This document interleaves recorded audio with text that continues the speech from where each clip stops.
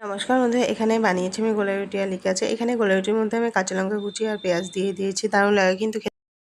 আর এখানে এনেছে আমার হাজব্যান্ড এক বাক্স লাড্ডু। এই লাড্ডুগুলো খেতে কিন্তু বেশ লাগে। আর এখানে আমি বাচ্চাদের দিয়ে দিলাম আর আমিও একটা খেয়ে নিলাম। তো ও এখন খাবে না বললো। ও এই সমস্ত বেশি কিছু পছন্দ করে না, আমি আমার বাচ্চারাই এগুলো। আজকে দুপুরে লাঞ্চের মেনুতে ছিল আমাদের আলু বরবটি ভাজা আর এখানে পুরো করে লাউ দিয়ে মুগ ডাল।